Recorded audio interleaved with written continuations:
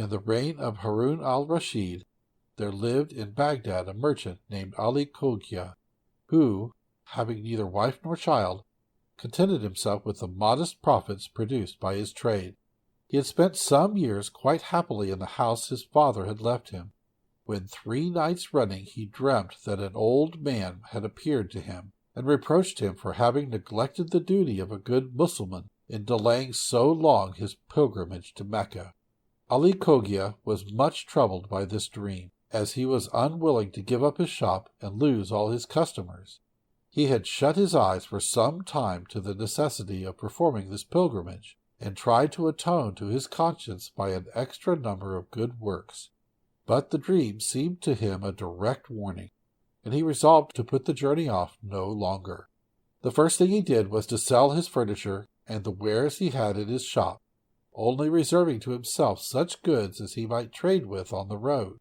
The shop itself he sold also, and easily found a tenant for his private house. The only matter he could not settle satisfactorily was the safe custody of 1,000 pieces of gold which he wished to leave behind him. After some thought, Ali Cogia hit upon a plan which seemed a safe one. He took a large vase, and placing the money in the bottom of it, filled up the rest with olives. After corking the vase tightly down, he carried it to one of his friends, a merchant like himself, and said to him, "My brother, you have probably heard that I am staffing with a caravan in a few days for Mecca. I have come to ask whether you will do me the favor to keep this vase of olives for me till I come back." The merchant replied readily, "Look, this is the key of my shop. Take it and put the vase wherever you like. I promise that you shall find it in the same place on your return." A few days later, Ali Cogia mounted the camel that he had laden with merchandise, joined the caravan, and arrived in due time at Mecca. Like the other pilgrims, he visited the sacred mosque, and after all his religious duties were performed, he set out his goods to the best advantage, hoping to gain some customers among the passers-by. Very soon 2 merchants stopped before the pile, and when they had turned it over, one said to the other, "If this man was wise, he would take these things to Cairo, where he would get a much better price than he is likely to do here." Ali Cogia heard the words, and lost no time in following the advice. And he packed up his wares, and instead of returning to Baghdad, joined a caravan that was going to Cairo. The results of the journey gladdened his heart. He sold off everything almost directly, and bought a stock of Egyptian curiosities, which he intended selling at Damascus. But as the caravan with which he would have to travel would not be starting for another 6 weeks, he took advantage of the delay to visit the pyramids and some of the cities along the banks of the Nile. Now the attractions of Damascus so fascinated the worthy Ali that he could hardly tear himself away. But at length he remembered that he had a home in Baghdad, meaning to return by way of Aleppo, and after he had crossed the Euphrates to follow the course of the Tigris. But when he reached Mosul, Ali had made such friends with some Persian merchants that they persuaded him to accompany them to their native land, and even as far as India. And so it came to pass that 7 years had slipped by since he had left Baghdad, and during all that time the friend with whom he had left the vase of oils had never once thought of him or of it. In fact, it was only a month before Ali Cogia's actual return that the affair came into his head at all, owing to his wife's remarking one day that it was a long time since she had eaten any olives and would like some. "That reminds me," said the husband, "that before Ali Cogia went to Mecca 7 years ago, he left a vase of olives in my care. But really by this time he must be dead, and there is no reason we should not eat the olives if we like. Give me a light, and I will fetch them and see how they taste." "My husband," answered the wife, "beware, I pray, of you doing anything so base. Supposing 7 years have passed without news of Ali Cogia, he need not be dead for all that, and may come back any day. How shameful it would be to have to confess that you have betrayed his trust and broken the seal of the vase. Pay no attention to my idle words. I really have no desire for olives now, and probably after all this while they are no longer good. I have a presentiment that Ali Cogia will return, and what will he think of you? Give it up, I entreat." The merchant, however, refused to listen to her advice, sensible though it was.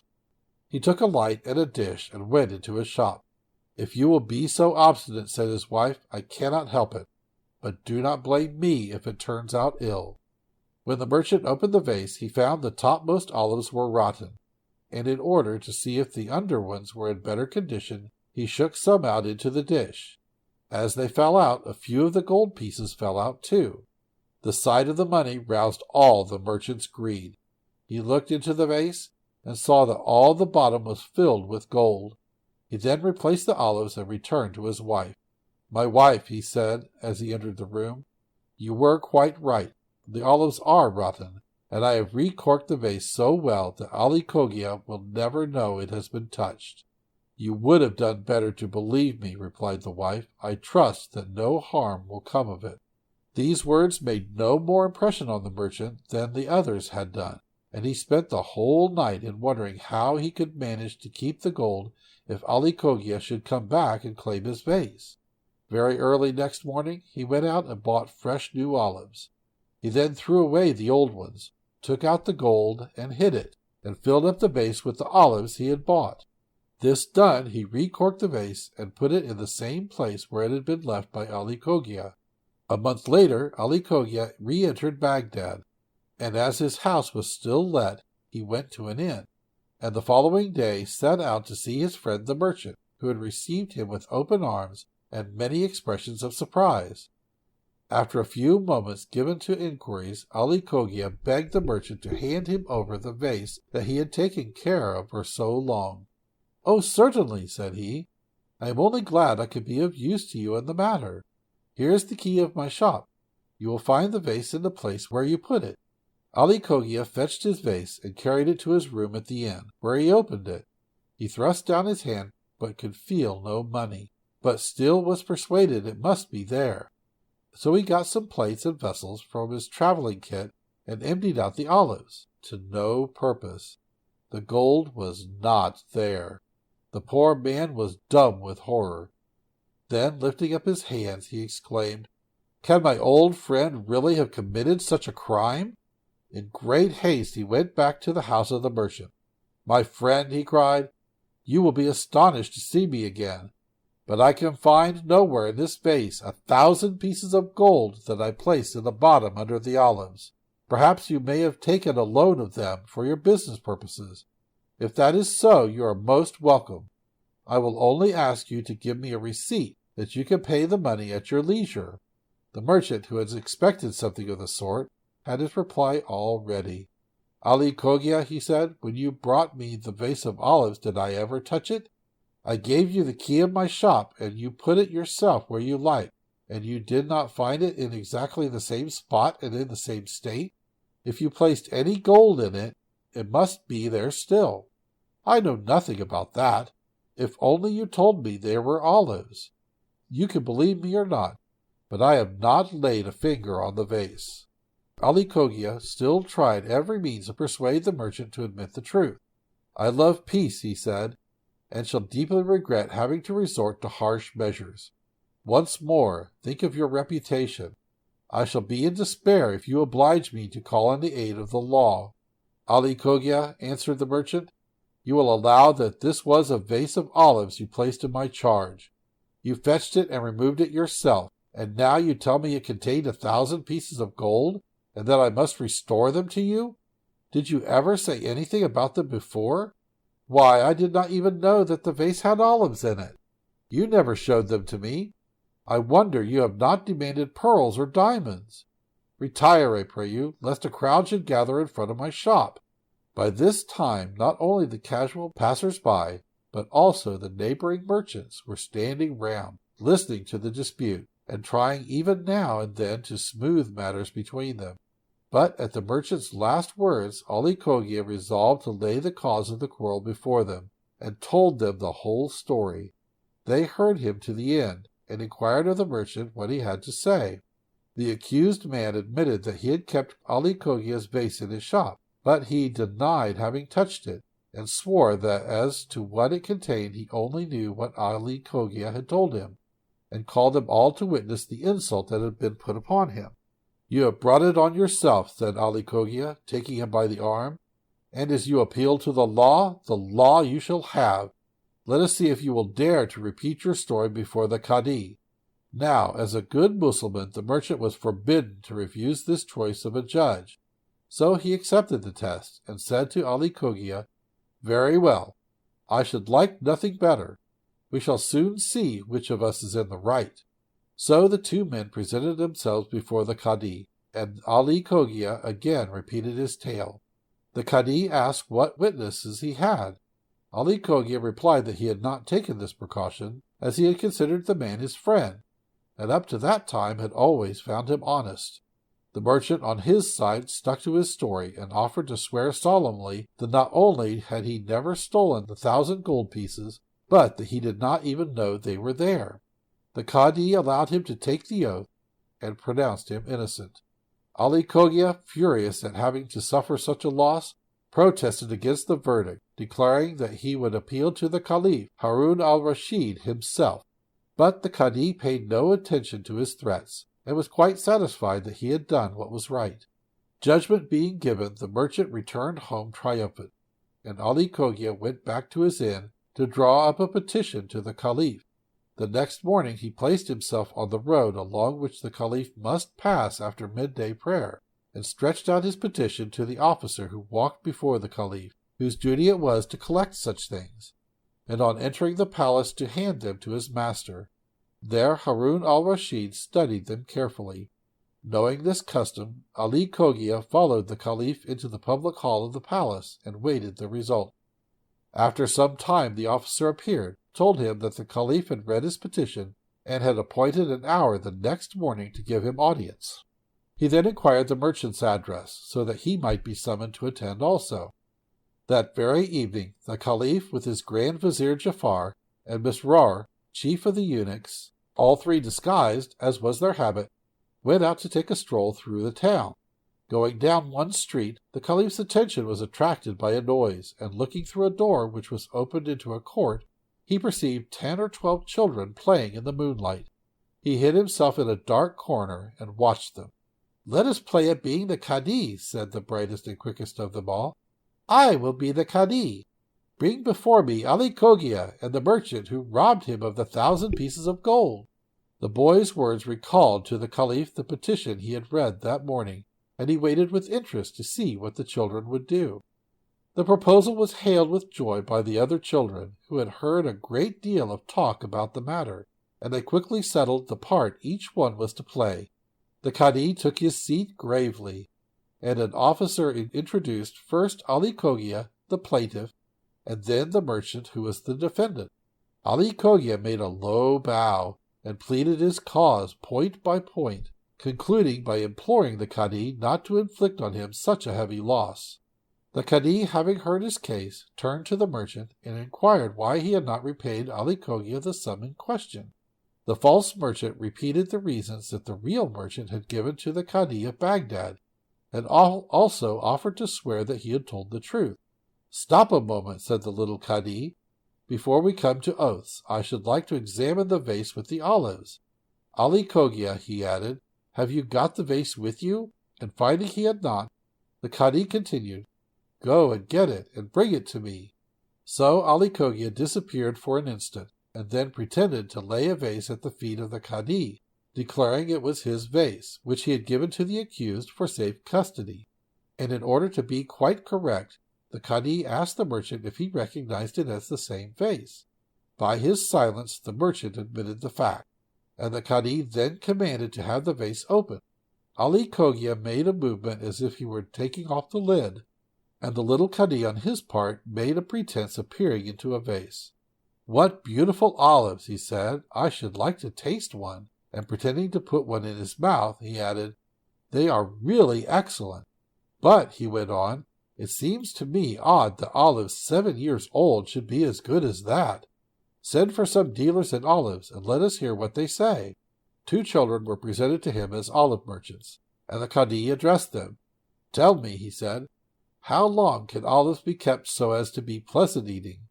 "My lord," replied the merchants, However much care is taken to preserve them, they never last beyond the 3rd year.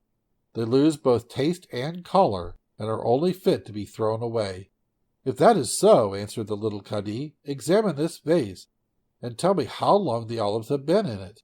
The olive merchants pretended to examine the olives and taste them, then reported to the Cadi that they were fresh and good.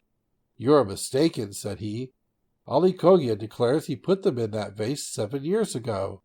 "My lord," returned the olive merchants, "we can assure you that the olives are those of the present year, and if you consult all the merchants in Baghdad, you will not find one to give a contrary opinion." The accused merchant opened his mouth as if to protest, but the Cadi gave him no time. "Be silent," he said. "You are a thief. Take him away and hang him." So the game ended, the children clapping their hands in applause and leading the criminal away to be hanged.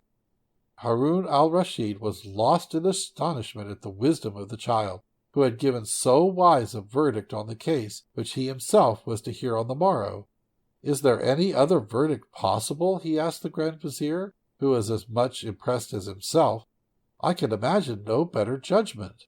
"If the circumstances are really such as we have heard," replied the Grand Vizier, "it seems to me your Highness can only follow the example of this boy in the method of reasoning, and also in your conclusions."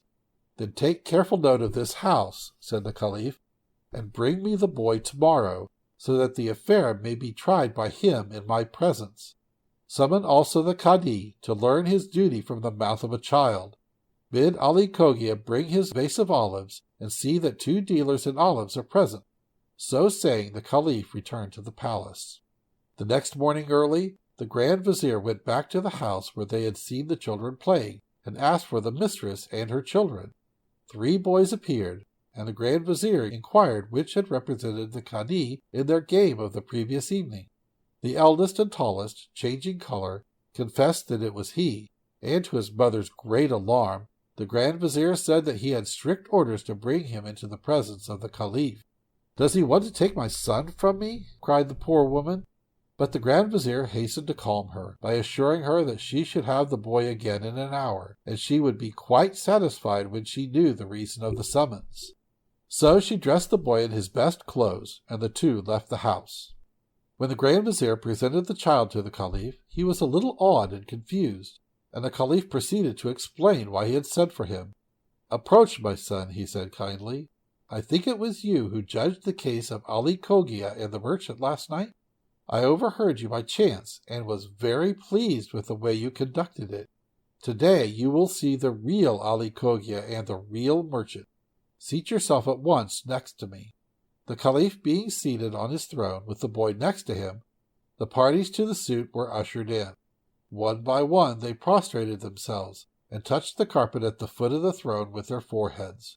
When they rose up, the Caliph said, "Now speak. This child will give you justice, and if more should be wanted, I will see to it myself."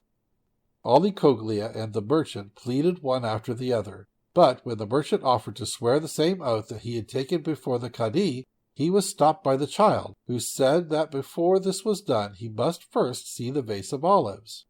At these words, Ali Coglia presented the vase to the Caliph and uncovered it. The Caliph took one of the olives, tasted it, and ordered the expert merchants to do the same. They pronounced the olives good and fresh that year. The boy informed them that Ali Coglia declared that it was 7 years since he had placed them in the vase, to which they returned the same answer as the children had done. The accused merchant saw by this time that his condemnation was certain, and tried to allege something in his defense. The boy had too much sense to order him to be hanged, and looked at the Caliph, saying, "Commander of the faithful, this is not a game now. It is for your Highness to condemn him to death, and not for me." Then the Caliph, convinced that the man was a thief, bade them take him away and hang him, which was done, but not before he had confessed his guilt and the place in which he had hidden Ali Coglia's money. The Caliph ordered the Cadi to learn how to deal justice from the mouth of a child, and sent the boy home with a purse containing 100 pieces of gold as a mark of his favor.